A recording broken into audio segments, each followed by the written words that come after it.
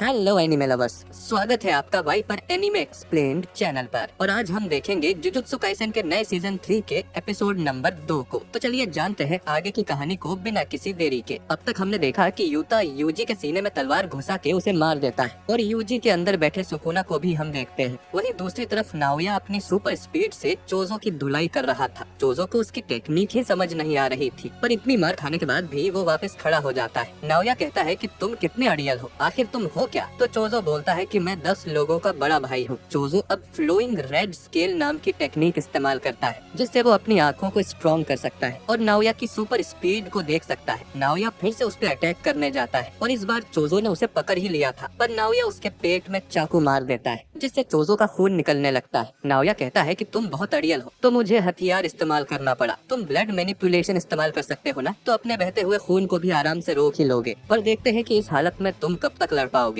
वैसे मैंने चाकू इस्तेमाल किया, ये बात किसी को बताना मत। जो सोर्सरर्स हथियार लेके घूमते हैं वो मुझे भी बिल्कुल पसंद नहीं है। मेरे बड़े भाई भी ऐसे ही बेशर्मों की तरह घूमते रहते हैं और इनकी हिम्मत देखो कि ये तोजी को गालियां देते थे। चोजो पूछता है कि तुम अपने भाइयों से नफरत करते हो क्या? नाओया कहता है कि हाँ बिल्कुल, बड़ा भाई जो छोटे भाई से भी कमजोर हो उसे तो डूब के मर जाना चाहिए। चोजो बोलता है कि हो सकता है कि उन बड़े भाइयों की वजह से ही आज तुम इतने पावरफुल हो। एक बड़ा भाई अपने छोटे भाइयों के लिए रोल मॉडल होता है। अगर वो किसी गलत रास्ते पे जाता है तो वो छोटे भाइयों को उस पे जाने से रोकता है। अगर वो किसी सही रास्ते पे जाता है तो छोटे भाई उसे फॉलो करते हैं। हो सकता है तुम इतने स्ट्रॉन्ग इसलिए हो क्योंकि तुम्हारे बड़े भाई कमजोर हैं। तुम पूछते हो कि मैं इतना अड़ियल क्यों हूँ? क्योंकि मेरा कोई रोल मॉडल नहीं है। नाओया की नजर नीचे जाती है कि चोजो का खून तो सब जगह फैल गया था। चोजो आगे कहता है कि भले ही मैं कितनी भी गलतियाँ करूँ, मुझे अपने भाइयों से आगे रहना पड़ता है, इसीलिए मैं इतना स्ट्रॉन्ग हूँ। तभी यहाँ पर खून की बाढ़ आ जाती है। नाओया को समझ नहीं आता कि इतना खून बहने पर भी चोजो जिंदा कैसे है। उसे पता ही नहीं है कि चोजो एक डेथ पेंटिंग बूम है, जो कि कर्स और इंसान के बीच के हाइब्रिड्स होते हैं और ये अपनी कर्स एनर्जी को ब्लड में बदल सकते हैं। जब तक इनके पास कर्स एनर्जी है ये खून बहने से नहीं मरते। नाओया चोजो के ब्लड से किसी तरह भागता रहता है, लेकिन अचानक ही उसके पैर जमीन से चिपक जाते हैं। जमीन में पड़ा खून ग्लू की तरह उसे चिपका देता है और फिर चोजो उस पे पियर्सिंग ब्लड से अटैक करने लगता है। नाओया के पास भी असल में अपने फादर वाली 24 FPS टेक्निक है, जिसमें वो 1 सेकंड के अंदर 24 मूव्स कर सकता है। लेकिन उसे पता नहीं था कि चोजो के पास सुपर नोवा टेक्निक है, जो उसने 150 सालों की मेहनत से बनाई है। इसमें वो टारगेट पर हर तरफ से अटैक कर सकता है। नाओया भी इसकी चपेट में आ जाता है। चोजो अब नाओया को जान से मारने ही वाला था, पर अचानक ही यूता उसके पीछे से आता है और एक मुक्का मार के उसे सुला देता है। वो अपने साथ यूजी की बॉडी भी लाया था। नाओया को उल्टी होने लगती है क्योंकि चोजो कोई इंसान नहीं है, तो उसका ब्लड नाओया के लिए पॉइजन का काम कर रहा था। यूता बोलता है कि मैं तुम्हें ठीक कर सकता हूँ, मेरी रिवर्स कर्स्ड टेक्निक से मैं दूसरे लोगों को भी हील कर सकता हूँ, लेकिन बदले में तुम्हें खुद हायर अप्स को जाके बताना होगा कि मैंने यूजी को मार दिया है। इसके बाद हम यूजी का एक विजन देखते हैं। जब वो एक छोटा बच्चा था, वो अपने फादर जिन को देखता है। तभी यहाँ यूजी के ग्रैंडपा वासुके आ जाते हैं, जो जिन से कहते हैं कि तुम अपनी लाइफ कैसे भी जियो, लेकिन उस औरत से दूर रहो वरना तुम मारे जाओगे। जिन कहता है कि बच्चे के सामने तो ऐसी बातें मत करो, बच्चों को बहुत कुछ याद रहता है। वासुके कहता है कि मैं जानता हूँ तुम्हें एक बच्चा चाहिए था, लेकिन काओरी की मौत। और तभी यहाँ एक औरत आ जाती है जो पूछती है कि क्या हुआ ससुर जी? ये असल में यूजी की मदर काओरी है और इसके माथे पर भी हम वैसे ही निशान देख सकते हैं जैसे नकली गेतो के माथे पर है। खैर, ये सपना यहीं खत्म होता है और यूजी की आंख खुल जाती है और यूता उसके बगल में ही बैठा हुआ था। वो बोलता है कि शुक्र है तुम जिंदा हो। वो आगे बताता है कि कुछ महीनों पहले की बात है, जब गोजो सेंसे मुझसे मिलने आए थे और कहा था कि मैं तुम्हारा ध्यान रखूं, तो मैंने तुमसे लड़ने का बस नाटक किया था। गोजो ने बोला था कि अगर कल को मुझे कुछ हो गया तो यूता तुम फर्स्ट और सेकंड ईयर्स का ख्याल रखना, बाकी तो हकारी खुद को संभाल सकता है। यूता बोलता है कि आप गोजो सेंसे हो, आपको क्या ही होगा। गोजो कहता है कि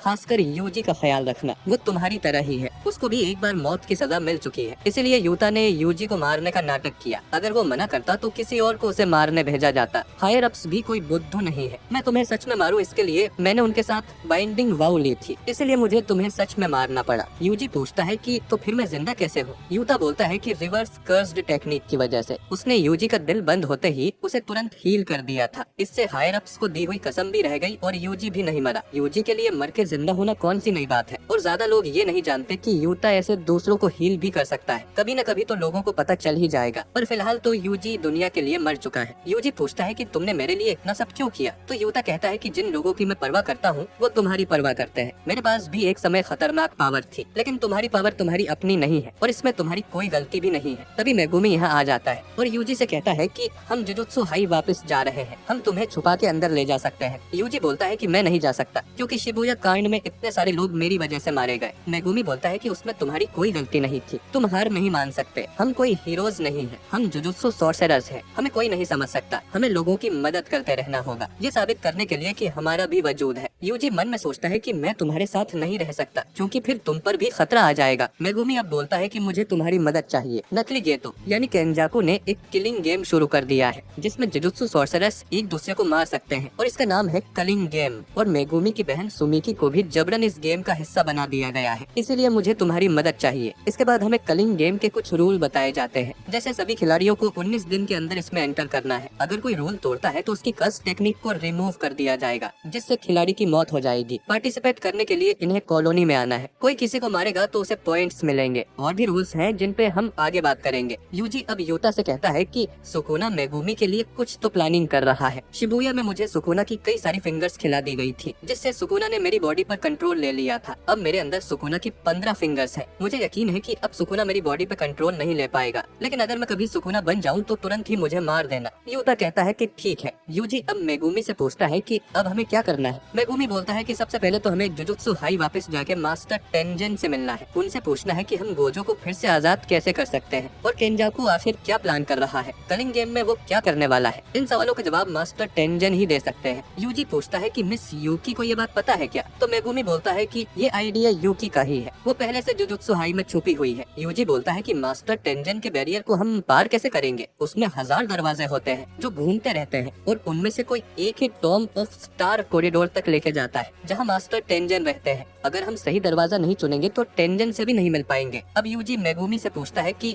नोबारा का क्या हुआ, वो ठीक है कि नहीं। मेगुमी कुछ नहीं बोलता और अपना सिर झुका लेता है, यानी नोबारा अब इस दुनिया में नहीं है, जो सुन यूजी को बहुत बुरा लगता है। तभी चोजो यहाँ आके बोलता है कि उस बैरियर में घुसने का रास्ता मैं बता सकता हूँ। महितो ने एक बार वहाँ से डेथ पेंटिंग्स और सुकुना की फिंगर चुराई थी, हम भी वही करेंगे। ये लोग अब जुजुत्सु हाई में आ जाते हैं जहाँ इन्हें माकी मिलती है, जो कि अब बिल्कुल ही अलग दिख रही थी क्योंकि शिबुया कांड में जोगो ने उसे जला दिया था। हेवनली रेस्ट्रिक्शन की वजह से उसकी बॉडी तो ठीक हो गई लेकिन निशान रह गए हैं। यूकी भी यही थी। चोजो अब इन्हें बताता है कि स्टार कॉरिडोर के रास्ते में एक तिजोरी है जिसमें जुजुत्सु हाई अपने कर्स्ड टूल्स और बाकी ऑब्जेक्ट्स को रखता है। उस तिजोरी में चोजो के 6 भाइयों की डेथ पेंटिंग्स रखी हुई हैं और अपनी टेक्निक से चोजो उनकी लोकेशन सेंस कर सकता है। माकी बोलती है कि वो सब ठीक है पर ये आदमी है कौन। यूजी बोलता है कि अभी के लिए ये समझ लो कि ये मेरा भाई है, जो सुन चोजो को बहुत खुशी होती है। चोजो अब इन्हें सही दरवाजा बताता है जिससे ये लोग स्टार कॉरिडोर पहुंच जाते हैं। चोजो को यहाँ तिजोरी तक जाने का रास्ता भी दिखाई देता है और वो बोलता है कि मैं अपने भाइयों को जल्द ही यहाँ से आजाद करूंगा। इन लोगों को एक जगह पर खून के निशान भी मिलते हैं। ये वही जगह है जहाँ तोजी ने रिको को गोली मारी थी। यूकी बताती है कि 12 साल पहले यहाँ एक कांड हुआ था और कह सकते हैं कि सारी गड़बड़ी वहीं से शुरू हुई थी। ये सब मेन हॉल में जाते हैं लेकिन वहाँ रोशनी के अलावा और कुछ नहीं था। यूकी बताती है कि टेंजन की मर्जी होती है तभी वो दूसरों को दिखता है। गोजो सील हो गया तो उसे लगा था कि टेंजन उनसे मिलना चाहेगा। ये लोग अब वापस मुड़ के जाने लगते हैं पर तभी टेंजन इन्हें आवाज लगाता है कि कैसे हो तुम लोग। जेनिन घराने के बच्चे यानी माकी, मिचिजेन के खून यानी यूता,